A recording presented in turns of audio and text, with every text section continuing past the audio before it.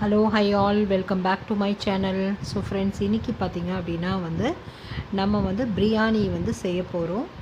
So அதுக்கு 3 kilo basmati rice, 3 kilo mutton எடுத்து வச்சுருக்கோம். பெரிய தேசால கொஞ்சம் நெய், கொஞ்சம் எண்ணெய், அதுக்கப்புறம் பார்த்திங்க அப்படின்னா பட்டை, கிராம்பு, ஏலக்காய், கசகசா, கொஞ்சம் அதெல்லாம் அந்த அன்னாசி பூ இதெல்லாம் போட்டு நல்லா கிளறி எடுத்துக்கிறோம். அதுக்கப்புறம் பார்த்திங்க அப்படின்னா கொஞ்சம் வெங்காயம், நல்லா பெரிய வெங்காயத்தை போட்டு நல்லா வதக்கிக்கலாம். ஸோ அடுத்தது பார்த்திங்க அப்படின்னா பச்சை மிளகாய், நல்லா முழு பச்சை மிளகாவை 4ஆக நறுக்கி கீரி போட்டிருக்கோம். நீங்கள் முழுசாக வேணும்னாலும் போட்டுக்கலாம். ஸோ இப்போ நல்லா கிளறி விட்டுடலாம். அடுத்தது பார்த்திங்க அப்படின்னா புதினா போடுறோம். ஸோ இதெல்லாம் அளவு இருக்குது, எல்லாத்துக்குமே இந்தந்த அளவு அப்படின்னு சொல்லிட்டு. ஸோ நாங்கள் அதை தான் எடுத்து வச்சுருக்கோம். ஸோ அதை தான் இப்போ எடுத்து ஒரு கப்பில் எடுத்து போட்டுட்ருக்கோம். ஸோ நல்லா 2 கை புதினா நல்லா போட்டு நல்லா கிளறியாச்சு.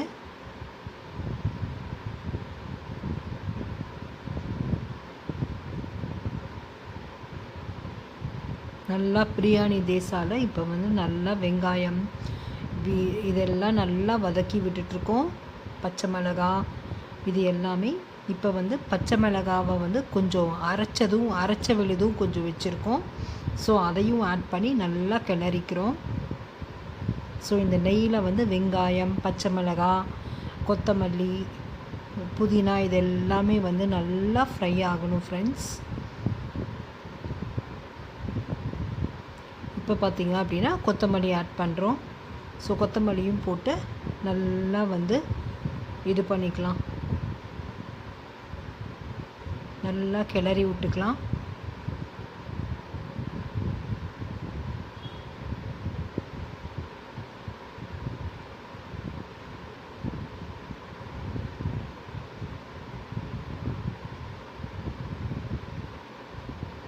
அடுத்தது பூண்டு.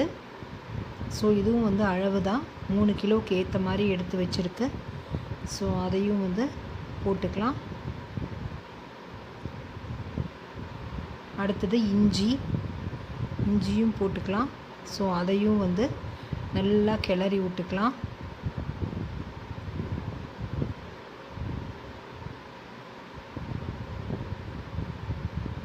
நல்லா கரண்டி வச்சு அடி பிடிக்காமல் நல்லா பக்குவமாக இது செய்யணும், இல்லாட்டி தீஞ்சு போயிடும்.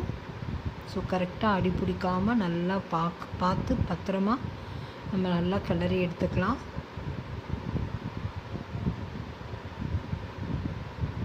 ஸோ இப்போ இந்த இஞ்சி, பூண்டு போட்டுக்கிற பச்சை மிளகாய், வெங்காயம் எல்லாமே, கொத்தமல்லி, கருவேப்பிலை எல்லாமே நல்லா இதாகணும்.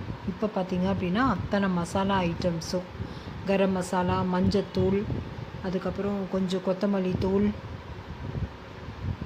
இது எல்லாம் வீட்டிலையே அரைச்சது, மிளகாத்தூள் எல்லாமே போட்டிருக்கு.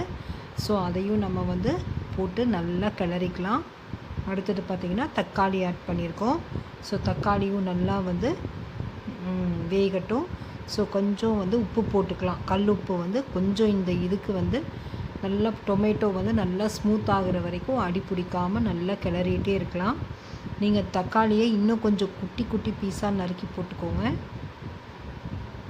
இது கொஞ்சம் பெருசாக இருக்குது. அது அப்படியே நம்ம சாப்பாட்டில் செய்யும் போது நல்லா வெந்துடும். நல்லா ஒரு தொக்கு பதத்துக்கு நல்லா தக்காளி ரொம்ப சாஃப்ட் ஆகணும். ஸோ அப்புறம் பார்த்திங்க அப்படின்னா கொஞ்சம் அடி பிடிக்காமல் இருக்கிறதுக்காக கறி தண்ணி கொஞ்சம் எடுத்து வச்சுருந்தோம், மட்டன் வேக வச்ச கறி தண்ணி. ஸோ அதை 1 டம்ளர் வரைக்கும் நல்லா ஊற்றிக்கிறேன், இன்னும் 1 டம்ளரும் ஊற்றிக்கிறேன். ஸோ இப்போ நல்லா அந்த கறி தண்ணியிலேயே நல்லா வேகட்டும். ஸோ இப்போ பாருங்கள், கொஞ்சம் நல்லா மூடி போட்டு வச்சிடலாம். நல்லா அது கொஞ்சம் அப்படியே நல்லா தக்காளியெல்லாம் ரொம்ப ஸ்மூத் ஆகணும். இப்போ பாருங்கள், கொஞ்சம் நல்லா தக்காளியெல்லாம் ஸ்மூத் ஆகிடுச்சு. ஸோ நல்லா கிளறி விட்டுக்கலாம், அடி பிடிக்காமல் கிளறணும். ஸோ பார்த்திங்க அப்படின்னா நல்லா கிளறிட்டுருக்கோம். ஸோ தக்காளியெல்லாம் நல்லா ஸ்மூத் ஆகணும்.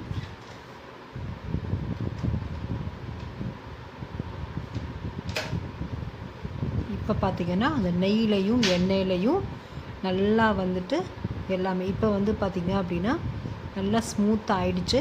ஸோ இப்போ வந்து வேக வச்சு குக்கரில் நல்லா வேக வச்சு எடுத்த கறி வந்து ஒரு 3 கிலோ இருக்குது. ஸோ இதை வந்து கொட்டிக்கிறோம். நல்லா வேக வச்சு தான் கொண்டு வந்திருக்கு. ஸோ நல்லா போட்டு நல்லா கிளறி எடுத்துக்கலாம். ஸோ பார்த்திங்க அப்படின்னா நல்லா சாஃப்டாக இருக்குது. ஸோ கொஞ்சம் தயிரும் ஆட் பண்ணிக்கலாம். நல்லா தயிர், தக்காளி இது எல்லாமே நல்லா இன்னும் கொஞ்சம் நல்லா சாஃப்ட் ஆகிற வரைக்கும் நல்லா கிளறி விட்டுக்கலாம். ஸோ நம்ம போடுற அளவுகள் எல்லாமே ரொம்ப முக்கியம். அதுதான் பிரியாணிக்கு நல்லா டேஸ்ட் கொடுக்கும். ஸோ அடி பிடிக்காமல் நல்லா வந்து கரெக்டாக பார்த்து கிளறிக்கலாம்.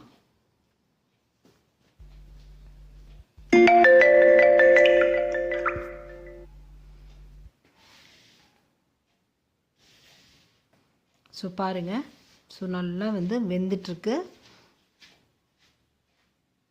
இப்போ பார்த்திங்கன்னா லெமன் ஜூஸ் கொஞ்சம் போட்டுக்கலாம். ஸோ அதுவும் போட்டு நல்லா ஒரு கிளறிக்கலாம்.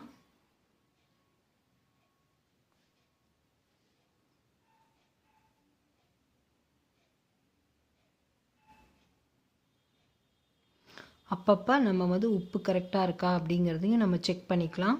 ஸோ ஆல்ரெடி நான் 2 டம்ளர் தண்ணி ஊற்றினேன். ஸோ இப்போ அடுத்து வந்து அரிசிக்கு தேவையான, ஏன்னா எல்லாமே ரொம்ப சாஃப்ட் ஆகிடுச்சு. ஸோ நல்லா குக்கும் ஆகிடுச்சு.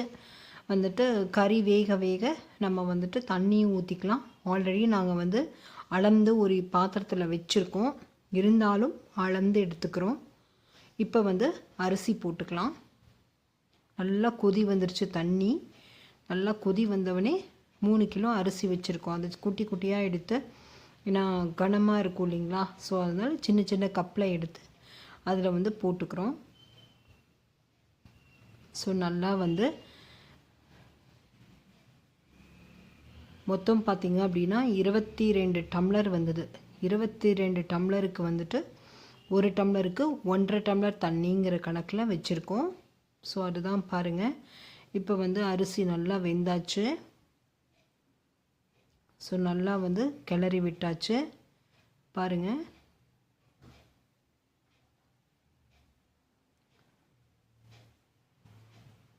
நல்லா வெந்துருச்சு. ஸோ அடி பிடிக்காமல் அடியிலேருந்து பாஸ்மதி ரைஸும் உடையாமல் அடியிலிருந்து நம்ம வந்து கிளறணும். சூப்பராக வந்துட்டு இப்போ தம் போட்டுட்டோன்னா பிரியாணி ரெடி ஆயிரும்.